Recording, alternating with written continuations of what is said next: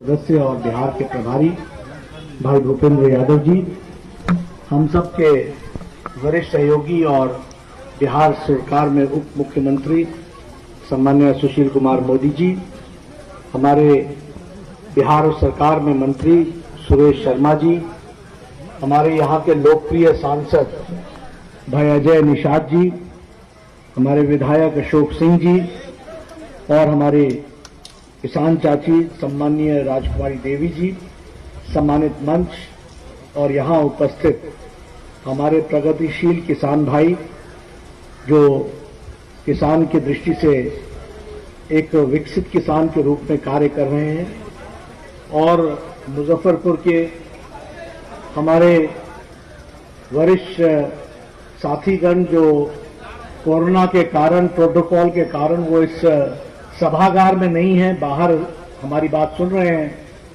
मुझे अच्छा तो लग नहीं रहा है कि आप बाहर हैं और मैं यहां से बोल रहा हूं, लेकिन हमारी स्थिति ऐसी है कि प्रोटोकॉल को हम तोड़ नहीं सकते हैं और इसलिए मुझे इसके लिए क्षमा कीजिएगा। अभी सुशील मोदी जी ने आपसे बड़े विस्तृत रूप में चर्चा की कि किस तरीके से वो किसान की आमदनी बढ़ा रहे हैं। सबसे पहली बात जो हमको समझने की है वो यह कि प्रधानमंत्री मोदी जी ने देश की राजनीति की संस्कृति को बदल दिया।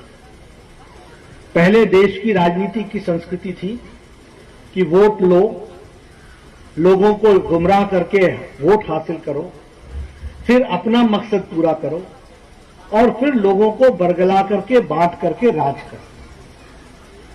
प्रधानमंत्री मोदी जी के आने के बाद गरीब, पीड़ित, वंचित, शोषित जो समाज के अंतिम पायदान पे खड़ा है और वो मुख्य धारा में शामिल होना चाहता है, उसकी चिंता करने की बात मोदी जी ने की। और इसीलिए जितने भी कार्यक्रम बने, फिर चाहे वो कार्यक्रम जनधन योजना का हो, फिर चाहे वो कार्यक्रम मुद्रा योजना का हो, फिर चाहे वो कार्यक्रम उज्ज्वला योजना का हो, गरीब लोगों को 8 करोड़ लोगों को गैस का चूल्हा पहुंचाना, गैस के सिलेंडर पहुंचाना, फिर चाहे वो उजाला योजना हो, 18,000 गांव जो आजादी के इतने साल बाद भी वो अपने गांव में बिजली नहीं थी, उनको बिजली पहुंचाने का विषय हो, फिर चाहे 2.5 करोड़ ऐसे लोग थे और ऐसी बस्तियां थी जिनको बिजली नहीं थी, उनको बिजली पहुंचाने का काम किया। मैं स्वास्थ्य मंत्री रहा, मुझे मोदी जी ने यह सौभाग्य दिया, आर्थिक मदद भारत सरकार की मोदी जी ने दी। दुनिया का सबसे बड़ा हेल्थ कवरेज कार्यक्रम आयुष्मान भारत 50 करोड़ लोगों को 5 लाख रुपए का हेल्थ कवर देने का काम किया। छोटी घटना नहीं है। सारा अमेरिका मिला लो, सारा कनाडा मिला लो और सारा मेक्सिको मिला लो, ये सारी की जनसंख्या जोड़ लो तो हमारा आयुष्मान भारत बनता है।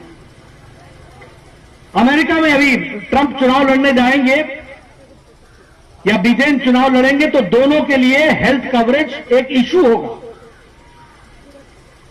ये हेल्थ कवरेज की बात करने वाले लोग इस पर चुनाव राष्ट्रपति का लड़ते हैं, एक नहीं 4-4 चुनाव लड़ रहे हैं। और मोदी जी ने 2014 में आए और 2018 में 50 करोड़ लोगों को 5 लाख रुपए का हेल्थ कवरेज दिया। और ये डिजिटल है, मेरी सिफारिश नहीं चाहिए, किसी की सिफारिश नहीं चाहिए। तुम्हारा नाम अगर वहां है तो तुम जाकर के अपना नाम का वेरिफिकेशन करा दो, आधार कार्ड से, पैन कार्ड से, जिस कार्ड से भी करा सकते हो। उसी समय तुमको एक गोल्डन कार्ड मिल जाएगा और गोल्डन कार्ड के साथ साथ तुम्हारा अंगूठा वहां रजिस्टर हो जाएगा। देश के किसी भी कोने में, किसी भी अस्पताल में जाओगे, कार्ड दिखाओ या अंगूठा दिखाओ, वो आपको बता देगा कि तुम मुजफ्फरपुर के फलाने गांव के आयुष्मान भारत के कैंडिडेट हो और तुम्हारे लिए यहां 5 लाख रुपए की सुविधा है, तुम इलाज करा सकते हो। ये व्यवस्था करके दी है। मैं ये सारी बातें आपको इसलिए बता रहा हूं कि बदलता भारत किस तरीके से खड़ा हो गया। आपने कभी सोचा था कि कोरोना के संक्रमण में जहां लॉकडाउन हो वहां 20 करोड़ बहनों को 1,500 रुपए 3 महीने के लिए 500 रुपए उनके खाते में पहुंचाया जा सकता हो? न पोस्ट ऑफिस, न पोस्टमैन, सब लॉकडाउन, और 1500 रुपए उनके खाते में पहुंचाया गया। कभी सोच सकता है कि भारत कितना बदल गया है कि लॉकडाउन की अवस्था में 8,70,00,000 किसानों के खाते में 2-2 हजार रुपए पहुंचा दिया, सीधा पहुंचा दिया। इस बात को हमको समझना चाहिए। इसलिए जब हम आत्मनिर्भर भारत की बात करते हैं तो हम आत्मनिर्भर बिहार देख रहे हैं। आपको मालूम होगा कि लगभग 20 लाख करोड़ रुपए का आत्मनिर्भर पैकेज है। इस 20 लाख करोड़ रुपए में 1 लाख रुपए करोड़ रुपए खर्च होना है एग्रीकल्चर सेक्टर के लिए। अब मैं स्वीट सिटी मुजफ्फरपुर में आया हूं। ये स्वीट सिटी के नाम से जाना जाता है। इसकी लीची दुनिया में स्थान रखती है। इसका छोटा बीज और ज्यादा फल और मिठास इसका एक अपना स्थान रखता है। जीआई टैग लगने के साथ साथ दुनिया में इसने अपना नाम को स्थापित किया है। अब हमको चाहिए क्या है कि अगर हम लीची के माध्यम से चाहते हैं कि मुजफ्फरपुर की और इस इलाके की इकोनॉमी बदले तो क्या चीज चाहिए? सबसे पहले इकोनॉमी, दूसरा इंफ्रास्ट्रक्चर संरचना, तीसरा टेक्नोलॉजी और चौथा ह्यूमन डेवलपमेंट यानी ह्यूमन रिसोर्स, आदमी की प्रशिक्षण, और पांचवा डिमांड को सप्लाई देना, सप्लाई चेन को खड़ा करना। अब प्रधानमंत्री मोदी जी ने 1 लाख करोड़ रुपए रखा है इसके लिए, 1 लाख करोड़ रुपए। मेरा आप सबसे निवेदन है कि आप जल्द से जल्द फार्मर्स प्रोड्यूसर्स ऑर्गेनाइजेशन बनाइए, किसान उत्पाद संगठन, और ये 1 लाख करोड़ रुपए सरकारी अधिकारी खर्च नहीं करेगा, सरकारी अधिकारी तय नहीं करेगा।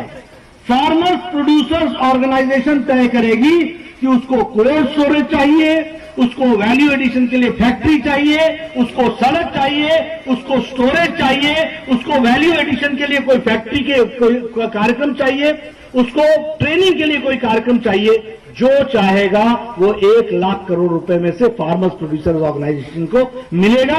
ये किसानों की तस्वीर बदलेगा, तकदीर बदलेगा। इसको हमको समझना चाहिए। जीआई टैग लगने के बाद मुजफ्फरपुर के उस गांव का जहां से वो लीची तैयार होकर के जा रही है उसका पता चलेगा, उसके बारे में हमको जानकारी मिलेगी। वो दुनिया में जहां जहां जाएगा उसका जो टैग से इंडेक्स से पता चलेगा कि ये कहां से ट्रैवल करके आया है, तो उसकी ओरिजिनलिटी का पता चलेगा और इससे नाम भी होगा और विकास भी होगा। इसमें ट्रेनिंग की व्यवस्था है, मैं चाहूंगा आप ट्रेनिंग लीजिए। वैल्यू एडिशन की बात करें तो लीची का क्या नहीं बन सकता, पल्प के माध्यम से क्या नहीं बन सकता, जूस से लेकर के और क्या क्या चीजें नहीं बन सकती। हमारी कोशिश है कि हम इसको और विकसित कैसे कर सकते हैं, इस पर हमको विचार करना चाहिए। और मेरा पूरा विश्वास है कि आप सब लोग 20,000 करोड़ रुपए रखा है उत्पाद को बढ़ाने के लिए, 20,000 करोड़ रुपए रखा है आपकी इंडस्ट्री की ब्रांडिंग के लिए, पैकेजिंग के लिए, 10,000 करोड़ रुपए रखा है कि इसके बीच में जो जो रोड़े आते हैं उन रोड़ों को हटाने के लिए। लेकिन रोड़ा कोई सरकारी अधिकारी नहीं हटाएगा, रोड़े को हटाएगा फार्मर्स प्रोड्यूसर्स ऑर्गेनाइजेशन। आप डिमांड करेंगे, बिहार सरकार भारत सरकार से पैसा लेकर आपको पहुंचाएगी। इस बात को हमको समझना चाहिए, ये हमको ध्यान में रखना चाहिए। इसलिए हमको नई योजना के तहत ये काम करना है। आज मैं यहां आया, देखिए मोदी जी की कल्पना, जब वो गुजरात के मुख्यमंत्री थे तब उन्होंने किसान चाची को वहां बुलाया था, उनका कोई बिहार से संबंध नहीं था। लेकिन देश की तस्वीर बदलने वाले एक एक लोगों की पहचान मोदी जी को थी, प्रधानमंत्री बनने से पहले थी। इस बात को हमको समझना चाहिए। किसान चाची जी को वहां बताया, उन्होंने सुना कि एक चाची है जो काम कर रही हैं और होलिस्टिक का मतलब होता है संपूर्णता में किसान का विकास हो। विकास सिर्फ खेती से ही नहीं, पशुधन से भी होना चाहिए। विकास अपने प्रोडक्ट्स को बना करके भी होना चाहिए, दूध के प्रोडक्ट से भी होना चाहिए, अपने प्रोड्यूस में से निकलने वाले में वैल्यू एडिशन भी होना चाहिए। इन्होंने बहुत सी महिलाओं को आगे बढ़ाया, एक सामूहिक रूप में आगे बढ़ाया। और आप जानते हैं कि प्रधानमंत्री मोदी जी ने जहां किसान चाची को सम्मानित किया पद्मश्री से, वहीं हमारे कर्नाटक के रहने वाली एक बुजुर्ग महिला 70 साल की, जिन्होंने लगभग 200 जड़ी बूटियों पर काम किया था और जो औषधि के रूप में काम आते थे। उसी तरीके से इंदौर की महिला जिसने 80 साल की उम्र में भी सामाजिक कार्य में अपनी रुचि दिखाई थी, इन सबको पद्मश्री दे करके सम्मानित करके समाज को, भारत को खड़ा करने का प्रयास किया है। ये हमको समझना चाहिए। आज मैं जब मुजफ्फरपुर आया, उनसे मिला, मैंने कहा कि मैं बड़ा प्रेरणा लेके जा रहा हूं। तो मित्रों, मैं आपको एक ही बात कहना चाहता हूं, एमएसएमई सेक्टर है, मीडियम एंड स्मॉल इंडस्ट्रीज के लिए, इसके लिए 3 लाख करोड़ रुपए रखा गया। 3 लाख करोड़ उधार दिया जाएगा, कोलैटरल लोन दिया जाएगा, बिना किसी गारंटी के और श्योरिटी के दिया जाएगा लोन, और 1,10,000 करोड़ रुपए लोन डिस्पर्स हो गया है। मैं चाहूंगा कि हमारे युवा मोर्चा के कार्यकर्ताओं, युवाओं को प्रेरित करें और एमएसएमई सेक्टर में जिसको बड़ा बनाने की कोशिश हुई है उसको समझें। इस देश में लगभग 50 लाख लोग, छोटे लोग हैं बेचारे, जो रेड़ी लगाते हैं, फेड़ी लगाते हैं, छोटे छोटे काम करते हैं, ठेला लगाते हैं। इनको 10,000 रुपए देने की व्यवस्था की गई है। 50 लाख लोगों को इसके लिए भी 10,000 करोड़ रुपए रखा गया है। इसलिए मित्रों, हर तरीके से प्रयास हुआ है कि हम विकास के माध्यम से, इंडिया डेवलप नहीं हो, भारत डेवलप होना चाहिए। आप समझिए, इंडिया का मतलब होता है कुछ लोग और भारत का मतलब होता है 130 करोड़ का देश बनना चाहिए, गांव बनना चाहिए और गांव की तस्वीर बदलनी चाहिए। और इसीलिए मोदी जी की सारी योजनाओं को आप देखिएगा तो वो भारत के विकास के लिए समर्पित है। मैं बहुत सी योजनाओं पर चर्चा कर सकता हूं आज, लेकिन मैं सिर्फ किसानों पर इसलिए केंद्रित हो रहा हूं क्योंकि जब मैं मुजफ्फरपुर आया हूं और लीची की खेती की बात हो रही है, यहां मैं ये भी बताना चाहूंगा कि लीची की खेती के लिए अब इसका शेल्फ लाइफ 32 दिन से ज्यादा हो, इसके लिए प्रयास चल रहा है।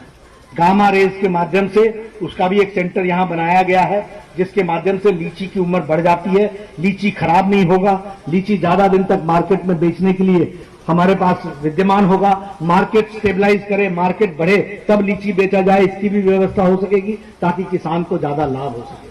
मुझे याद है, मैं स्वास्थ्य मंत्री था तो चमकी बुखार का बहुत बड़ा यहां पर प्रकोप था, बहुत दिक्कत थी, सैकड़ों बच्चों के जीवन लीला समाप्त होती थी। आज मुझे संतोष है कि जो रिसर्च सेंटर और जो आईसीयू बेड का सेंटर यहां भारत सरकार ने मोदी जी के आशीर्वाद से हमने आज दिया था, आज उसके कारण चमकी बुखार बहुत घट गया है। यह भी आपके साथ में शेयर करना चाहता हूं। यह है लोगों के प्रति सोच, यह है सोचने का तरीका। और मैं आप सबको इस बात का विश्वास दिलाता हूं कि भारत की तस्वीर बदलनी है तो बिहार की तस्वीर बदलनी है, आत्मनिर्भर बिहार बनाना है। आज मैं दरभंगा से होकर आया, मैंने मखाने की बात की, मैंने मछली पालन की बात की, मैं यहां लीची की बात कर रहा हूं। और भी बहुत से विकास के योगदान के क्षेत्र हैं जहां बिहार आगे बढ़ सकता है। और मैंने आज सुबह कहा है कि अगर बिहार देश के नेतृत्व में अपना योगदान कर सकता है तो बिहार के नेतृत्व में क्यों योगदान नहीं कर सकता, बिहार को बढ़ा सकता है। ये ताकत आप में है, आप बढ़ेंगे, ऐसा मेरा विश्वास है। आप लोगों ने बड़े शांति से, जो अंदर बैठे हैं वो भी और जो बाहर खड़े हैं बेचारे वो भी बड़े शांति से मेरी बात सुनी है। आप सबका बहुत बहुत धन्यवाद और शुभकामनाएं भी देता हूं आपको और विश्वास दिलाता हूं कि हम सब लोग मिलकर के किसान की तस्वीर बदलेंगे और उसको मुख्य धारा में आगे बढ़ने में हर एक तरीके का प्रावधान किया जाएगा। आप सब ने मेरी बात सुनी, आपका बहुत बहुत धन्यवाद।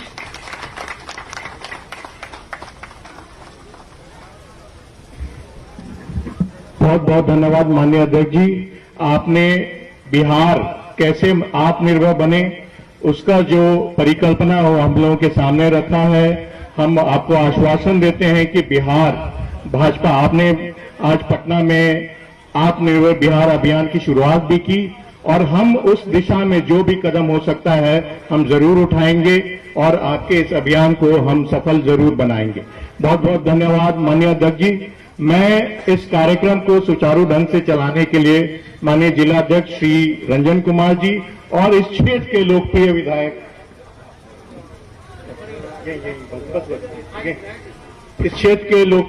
श्री अशोक सिंह जी से मैं उनका आभार व्यक्त करता हूं।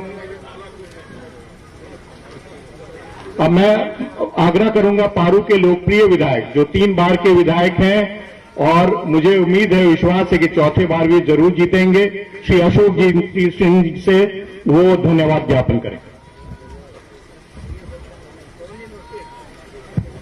परम आदरणीय और माननीय हम लोगों के राष्ट्रीय अध्यक्ष इस पारू के धरती पर आज आए, इसके लिए पूरे पारू के धरती गौरवान्वित हुआ कि हम लोगों को सामने चुनाव भी है और ये आकर के धन धन कर दिए। बगल में हम लोगों के यहाँ के गार्जियन अभिभावक बिहार के उप मुख्यमंत्री सुशील कुमार मोदी जी, वो भी इस धरती पर ये तो अनेकों बार आ चुके हैं। और हम लोगों के प्रभारी और बिहार के प्रभारी भूपेंद्र यादव जी, बगल में हम लोगों के 3 बार से संसद और बगल के बेतिया के संसद और प्रदेश अध्यक्ष हमारे भाई संजय जायसवाल जी, और यहाँ आए बड़े भाई सुरेश शर्मा जी, तमाम जनक राम जी, तमाम नेतागण मंचासी। मैं अपने गार्जियन को एक शब्द में कह करके छोड़ रहा हूं कि सर, मुजफ्फरपुर जिला में जिस समय हमारा कोई विधायक नहीं था, उस समय हम एक लौटा खाता खोले थे सर, और 3 बार हम हो चुके हैं, चौथा बार फिर इस बार तो और ज्यादा 50,000 से जीत करके आए हैं। और इस बार गार्जियन है, इंसाफ आप ही को करना होगा सर इस बार, और विशेष नहीं कहेंगे, गार्जियन को थोड़ा कहना ज्यादा समझ रहे हैं, इस बार इंसाफ करेंगे। जय हिंद, जय भारत।